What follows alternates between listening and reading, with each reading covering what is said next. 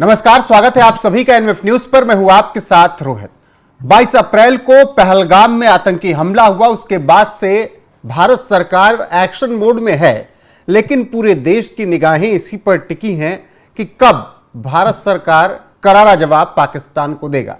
तमाम एक्शन लिए गए, चाहे पानी बंद करना हो या फिर स्ट्राइक करनी हो इस तरीके की कि बैन कर दिए गए यहां पर अकाउंट्स, और बहुत ऐसी बातें हुई, एयर स्पेस बंद किया गया।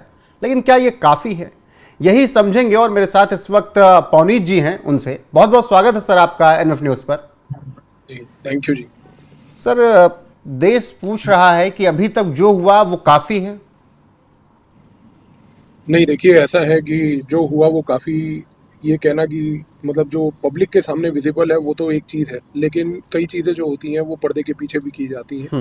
और ज़रूरी नहीं कि जो पर्दे के पीछे की चीज़ें हैं वो अक्सर सामने आए। एक उदाहरण के तहत अगर हम बात करें तो जैसे बहुत लंबे समय से भारत की तरफ से एक प्रक्रिया अननोन गनमैन की चल रही थी, जिसके तहत अगर आप ध्यान दें तो बहुत सारे पाकिस्तान के जितने तंजीम थे उनके मिडल और सीनियर लेवल के लोगों को जो मार गिराया जा रहा था, वो भी एक बिहाइंड द सीन स्ट्रेटेजी थी। तो जहाँ तक देखिए दो चीज़ें होती हैं किसी भी प्रकार की इस परिस्थिति में कि सबसे पहले एक पब्लिक के सामने जो एक ऑप्टिक्स की ज़रूरत है, जिसमें सरकार ने जो कठोर कदम उठाकर सामने पेश किए वो सबके सामने आज विजिबल भी हैं। लेकिन जो बिहाइंड द सीन चीज़ें चल रही हैं, ज़रूरी नहीं कि उनका आपको रिजल्ट एकदम से देखने को मिले। हो सकता है कि 2 महीने 3 महीने डाउन द लाइन आप उसके खमियाजे को समझेंगे तो आप देखेंगे उस समय की चीज़ें और बढ़ चढ़ कर हुई थी, मोर देन जो हमारा एक्सपेक्टेड रिस्पॉन्स था। तो सर, अब की डायरेक्ट एक्शन की उम्मीद ना की जाए। देखिए, डायरेक्ट एक्शन में सबसे बड़ी चीज़ ये है कि हमें यहाँ पर जो चीज़ समझने की आवश्यकता है वो ये है कि क्या पाकिस्तान को जो हमने पिछली बार सर्जिकल स्ट्राइक करी, एयर स्ट्राइक करी, उसका क्या नतीजा मिला। क्योंकि जब आप कभी एयर स्ट्राइक करते हैं या उससे पहले जैसे कि हमने उरी के बाद सर्जिकल स्ट्राइक भी करी थी, क्या हम पाकिस्तान के व्यवहार को बदल पाए? आंसर नहीं है कि हम पाकिस्तान का व्यवहार इसलिए नहीं बदल पाए क्योंकि चाहे एयर स्ट्राइक हो चाहे सर्जिकल स्ट्राइक हो, उसके बावजूद भी पाकिस्तान ने वो गतिविधियों को अंजाम देता रहा। आज भारत को अब ये चीज समझ आ चुकी है कि हमें पाकिस्तान को जो जवाब देना है उस जवाब के तहत हमें उसके व्यवहार को बदलना है। और ये व्यवहार तभी बदला जाएगा जब पाकिस्तान जिसकी आड़ में ये हरकतें करता है उस पर्टिकुलर चीज को तोड़ा जाए। और वो सबसे बड़ी चीज अगर आज की डेट में है तो पाकिस्तान का परमाणु बम है। तो क्या आने वाले समय में भारत की तरफ से ऐसी प्रक्रिया हो जिसके तहत परमाणु बम जो पाकिस्तान का है उसको न्यूट्रलाइज कर दिया जाए, इनइफेक्टिव कर दिया जाए, जिसके तहत पाकिस्तान जिस परमाणु बम की आड़ में जिहाद करता है, कल को वो परमाणु बम ही नहीं बचेगा तो फिर जिहाद की फैक्ट्री उसकी ऑटोमेटिकली कोलैप्स हो जाएगी। तो सर, जो आप कह रहे हैं कि अब की इस तरीके से तोड़ा जाए कि पाकिस्तान उठ ना पाए, तो क्या उस स्ट्रेटजी में बलूचिस्तान अलग करना, सिंधु देश अलग करना भी शामिल है? देखिए, बलूचिस्तान और सिंधु देश अलग करना उस पर्टिकुलर रणनीति में शामिल इस कारण से नहीं है क्योंकि आज अगर आप बलूचिस्तान या सिंधु देश या सिराइकी या कहीं पर भी कुछ इस प्रकार की गतिविधि करते हैं तो पाकिस्तान अक्सर भारत को ये धमकाता है कि मेरे पास परमाणु बम है और मैं उस परमाणु बम से आपके ऊपर बेसिकली वार करूंगा। मैंने फिर आपको वही चीज़ बोली कि भारत के जितने भी इस समय सुरक्षा लेयर्स में लोग इन्वॉल्व हैं, जिनको हम इंटेलिजेंस कम्युनिटी भी कहते हैं, वो लोग अब इस बात को समझ चुके हैं। और आप जितनी भी हमारे नेताओं की तरफ से जो स्टेटमेंट्स आ रही हैं उन स्टेटमेंट्स को भी एनालाइज करने की कोशिश कीजिए, क्योंकि वो स्टेटमेंट्स बार बार एक ही पॉइंट को जता रही हैं कि इस बार पाकिस्तान को मुंह की खानी पड़ेगी, जवाब ऐसा होगा जो उसने कभी सोचा भी नहीं होगा। अब लोग ज्यादातर इस चीज को एक दिवाली समझते हैं कि भाई ज्यादातर जिस प्रकार का जवाब होगा उसमें बमबारी होगी, लोग मारे जाएंगे। ऐसी जरूरी चीज नहीं है। आप इस चीज को समझने की कोशिश कीजिए कि इन स्टेटमेंट्स का महत्व ये है कि भारत इस समय एक ऐसी प्रक्रिया के ऊपर अंजाम दे रहा है कि जिससे पाकिस्तान का आने वाले समय में जब यदि परमाणु बम खत्म हो गया, डिफ्यूज हो गया, न्यूट्रलाइज हो गया, उसके बाद 2-3 चीजें पहली होंगी। सबसे पहला कि जिस प्रकार से वो गतिविधियां करता है जिहाद की, वो फैक्ट्री खत्म हो जाएगी। फिर उसके बाद जब आप परमाणु बम को न्यूट्रलाइज कर देते हैं तो आपको उसके बाद किसी भी तरीके से बलूचिस्तान सिंधु देश को तोड़ने में कोई दिक्कत नहीं आएगी, क्योंकि उस समय पाकिस्तान आपको किस चीज से डराएगा और धमकाएगा। आज पाकिस्तान अगर ये कह दे कि भाई मैं भारत के खिलाफ एक कन्वेंशनल मिलिट्री लड़ाई लड़ूंगा, तो लड़के देख लो, हर बार पिटे दोबारा पिटोगे। तो वो परमाणु बम है जो प्रॉब्लम है। जी पवनित जी, ये भी कहा जा रहा है कि अगर पाकिस्तान को हम कुछ महीने या कुछ साल और छोड़ दें तो हो सकता है कि पाकिस्तान के लोग ही मुनीर और शहबाज को घसीट के मार रहे होंगे। देखिए, पाकिस्तान के अंदर जो इस समय हालात हैं वो हालात इस प्रकार के ज़रूर हैं कि लोग वहाँ पर बहुत ज़्यादा बेहद परेशान हैं। अगर आप पाकिस्तान को उसके हाल पर छोड़ भी देते हैं और माइक्रो लेवल पर अलग अलग जगहों पर जो पाकिस्तान के अलग अलग शहर हैं, अलग अलग एथनिक उनकी फॉल्ट लाइन्स हैं, उन सभी को अगर आप एक्सप्लॉइट भी करते हैं तो उनके तहत भी 2 से 4 साल के अंदर अंदर वो आप जो कह रहे हैं बिल्कुल होगा ही होगा। लेकिन सवाल यही उठता है कि इस पर्टिकुलर स्ट्रेटजी के अंदर आप अगले 2 से 4 साल पाकिस्तान को फिर एक खुली छूट देते हैं जिहाद करने की। तो वो अगले 2 से 4 साल, क्योंकि आपको एक चीज समझनी है कि जितना भारत की इंटेलिजेंस एजेंसी आईएसआई को जानती है, आईएसआई के ऊपर जब भी दबाव आता है तो आईएसआई भोखला जाता है, उसका निर्णय लेने की एबिलिटी जो है वो टेढ़ी हो जाती है। इस कारण से प्रेशर में आईएसआई कभी काम नहीं करता। तो भारत भी इस चीज को समझता है कि आईएसआई को प्रेशर में डालने से बजाय आईएसआई के पैरों तले जमीन खींचना ज्यादा बेहतर है। पनुज जी, अब जब आईएसआई की बात हुई है तो आईएसआई के चीफ असीम मलिक को एनएसए बना दिया है पाकिस्तान ने, और 2022 से ये खाली था एनएसए का पद। तो ये क्या उस स्ट्रेटजी का हिस्सा है कि भारत से टक्कर ली जा सके, या फिर असीम मुनीर और शहबाज में बन नहीं रही थी इसीलिए बीच में एनएसए ला दिए गए? नहीं, देखिए, पाकिस्तान में जहां तक आर्मी चीफ की बात है, आर्मी चीफ की किसी भी पॉलिटिकल लीडरशिप से कभी ना बनी है ना बनेगी।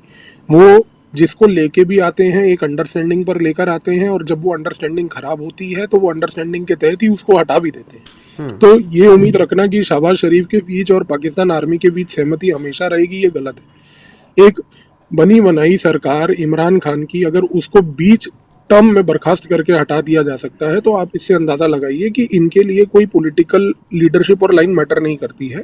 हाँ, जाहिर सी बात ये जरूर है कि शहबाज शरीफ की तरफ से प्रेशराइजेशन आर्मी को ये किया जा रहा है कि एक बड़ा फ्रंट खोल के लड़ाई लड़ने की जरूरत नहीं है। पाकिस्तान के पास आज की डेट में उतना पैसा नहीं है कि हम उस लड़ाई को संभाल पाए और लंबे समय तक उसको सस्टेन कर पाए। तो जाहिर सी बात है कि आर्मी के ऊपर ये उनका अपना दबाव है कि भाई अगर वो लड़ाई नहीं लड़ेंगे तो फिर उनको मुंह की खानी पड़ेगी।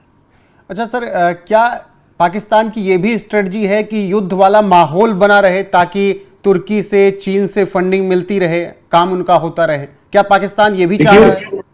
युद्ध का माहौल होना हो, लेकिन आज की डेट में तुर्की, मलेशिया, चीन 3 ऐसे देश हैं जो हमेशा पाकिस्तान की मदद हर सिनेरियो में करेंगे। तो ये उम्मीद करना कि केवल युद्ध के माहौल में ऐसा होगा, ये गलत है। हर माहौल में इनका जो परिस्थिति रहेगी वो ये रहेगी कि इनको मदद मिलती रहेगी, क्योंकि ये 3 देश हैं जो तुर्की, मलेशिया और चीन, जो आज सिर्फ भारत को घेर कर भारत को कमजोर करने में एक रणनीति के तहत पाकिस्तान का प्रयोग कर रहे हैं। तो जहां तक जिस प्रकार से ये लड़ाई का माहौल बनेगा, जाहिर सी बात है कि उन देशों को और फायदा मिलेगा इस केस में।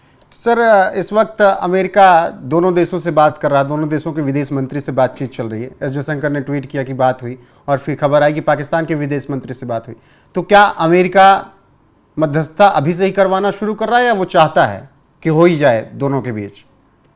नहीं, देखिए, जहां तक डोनाल्ड ट्रंप की बात है, अगर डोनाल्ड ट्रंप इस समय क्योंकि अमेरिका में कमान संभाल के बैठा है, तो एक चीज तो निश्चित है कि अमेरिका किसी भी प्रकार की लड़ाई नहीं चाहेगा। उसका सबसे बड़ा रीजन ये है कि अमेरिका इस समय चाहता है कि भारत की सारा फोकस जो है वो चीन को काउंटर करने में और चीन को टैकल करने में उसकी मदद करे। लेकिन जहां तक बात है, अगर मान लीजिए पुराना एडमिनिस्ट्रेशन होता जो बाइडन वाला, तो अब तक लड़ाई छिड़वा दी जाती, क्योंकि उन लोगों को धंधा करना होता है, व्यापार करना होता है, और अपने परमाणु बम से लेके अदर जो उनके बम वगैरह हैं, जहाज वगैरह हैं, वो उनको बेचने होते हैं। लेकिन हाँ, डोनाल्ड ट्रंप इस समय कोशिश ये जरूर करेगा कि मामले को किसी तरीके से रफा दफा कर दिया जाए, बातचीत के तरीके से मामले का हल निकल जाए। और हाँ, भारत इसका एक रिटेलिएशन जरूर कर ले, ताकि भारत को जिस प्रकार से जवाब देना था वो जवाबदारी भी हो जाए। लेकिन एक बहुत बड़ा युद्ध इस समय मुझे नहीं लगता है मेरे असेसमेंट के तहत कि अमेरिका इस समय समर्थन करेगा। अच्छा सर, देश कह रहा है कि प्रधानमंत्री नरेंद्र मोदी में अब वो बात नहीं रही जो होनी चाहिए थी। आपको क्या लगता है? देखिए, इस बात से मैं शायद थोड़ा सहमत भी होऊंगा। जो हमारी जनता का इस समय एक प्रकार का ये मूड है, क्योंकि इस प्रकार की गतिविधि के बाद जो प्रधानमंत्री जी की तरफ से ये कुछ फोटोग्राफ्स आई कि वो बिहार के चुनाव में जाकर रैली कर रहे हैं, वहां पर नीतीश कुमार के साथ ही आहा कर रहे हैं, एक समय जब पूरा देश रो रहा है, एक समय जब देश बेसिकली बदलाव की बात कर रहा है और एक मुंह तोड़ जवाब की बात कर रहा है, आपको राजनीति सूझ रही है। ये चीज जाहिर सी बात है कि लोगों के प्रतीक जो है अच्छी नहीं गई। लेकिन ये बात जाहिर है कि जिस प्रकार से मैंने फिर वही बोला कि जो कदम उठाने थे वो कदम उठा लिए गए।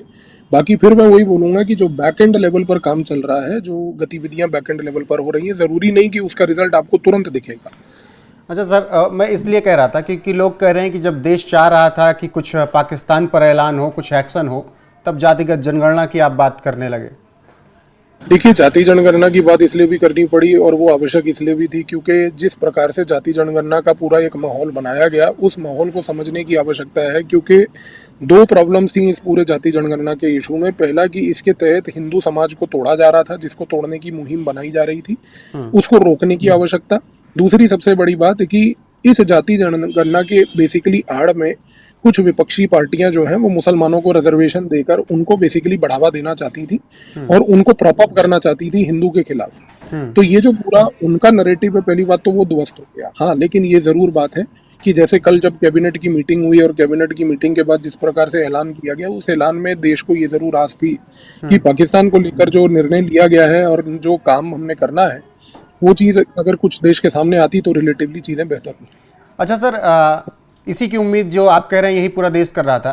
हम इजराइल की तरह एक्शन क्यों नहीं ले सकते अपने दुश्मन पर?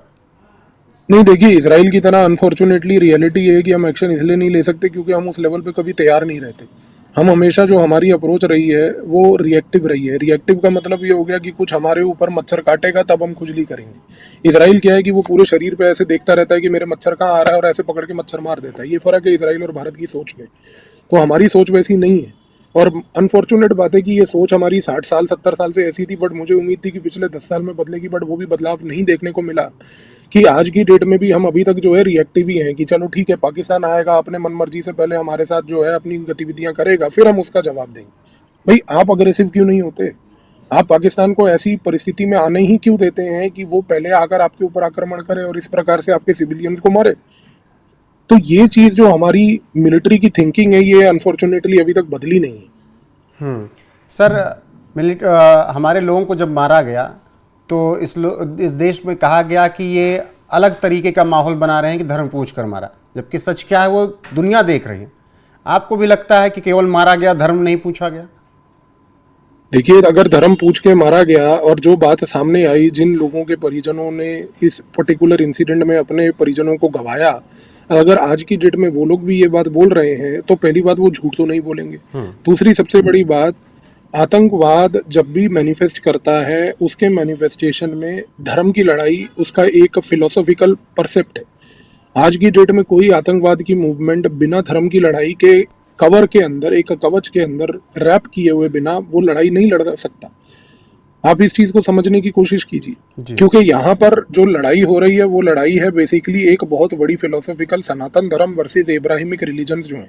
क्योंकि इब्राहिमिक रिलीजन जितने भी हैं ये सारे एक बिलीफ सिस्टम पे चलते हैं और इनका उद्देश्य ये रहता है कि हमारे बिलीफ के विपरीत यदि कोई बिलीफ है तो वो बिलीफ को हमें खत्म करना है। सनातन धर्म इस पे नहीं चलता है। सनातन धर्म हमारा एक प्रकार से नॉलेज सिस्टम के तहत चलता है, इसीलिए सनातन धर्म इंक्लूसिव और ये सारे एक्सक्लूसिव है।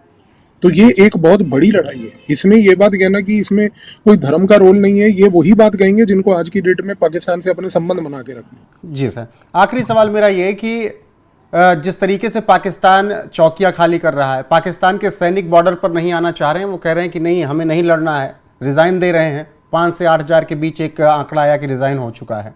फिर मुनीर, शहबाज और जो आर्मी के बड़े अधिकारी हैं वो अपनी फैमिली शिफ्ट कर रहे हैं लंदन, दुबई।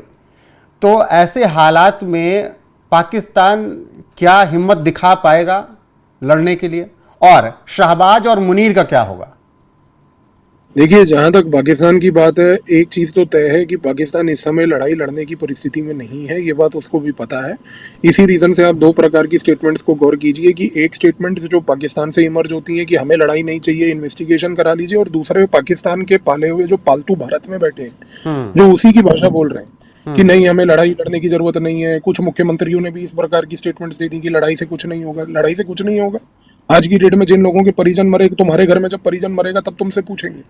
आज हमारे घर में, हमारे परिवारों में 84 में क्या हुआ था वो हमें पता है, वो दर्द हमें मालूम है, वो हम झेल चुके हैं। जिन लोगों ने झेला नहीं है वो लोग नहीं आज की डेट में समझ सकते कि 84 में क्या हुआ था सिखों के साथ।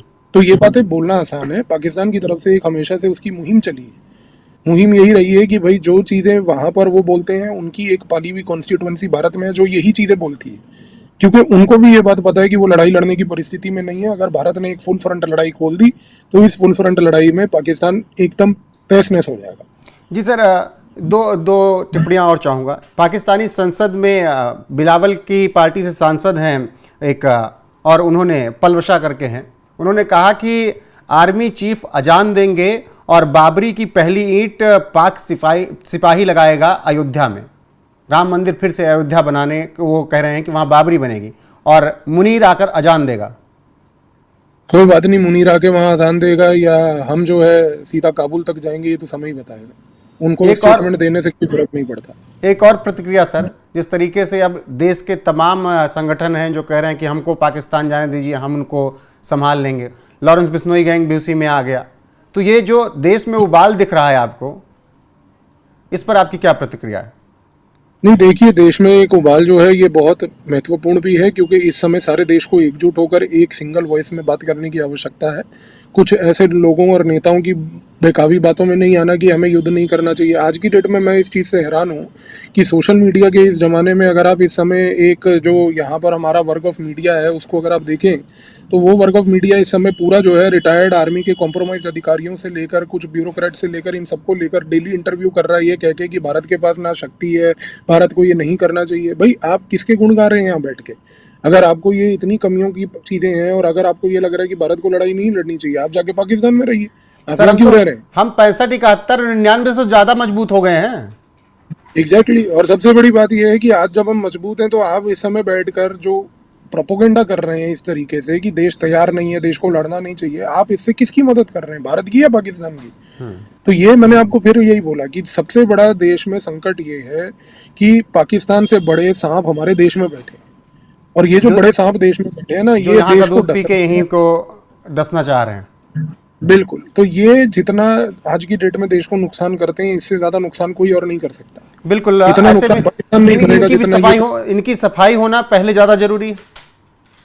देखिए, इनकी सफाई होना जरूरी भी है और मैं कहूंगा कि इनकी सफाई होना चालू भी हो गई है, क्योंकि ये प्रकार के जो प्रोपोगेंडा चैनल है ना, आज की डेट में इनकी बंद होने की शुरुआत भी चालू हो गई है। आप आने वाले 6 महीने के अंदर अंदर देखेंगे एक भी प्रकार का ये प्रोपोगेंडा चैनल नहीं बचे। वो लोग तो कह रहे हैं कि ये बिना बताए आपातकाल लगा दिया है, बंद कर दे रहे हैं हमारी। बिना बताए आपातकाल लगा दिया है, तो आप यहाँ पर देश के अंदर खड़े होकर कोई भी बात करेंगे जिससे कि देश टूटेगा, और आपको लग रहा है कि उसके बाद आपको खुली छूट मिलेगी। यहाँ पर आपके यहाँ पर डेमोक्रेसी है। डेमोक्रेसी का मतलब है कि आप आराम से जीवन जिए अपना, लेकिन आपको डेमोक्रेसी के अंदर कोई ऐसी पावर नहीं मिलती है कि आप देश तोड़ने की बातें करें।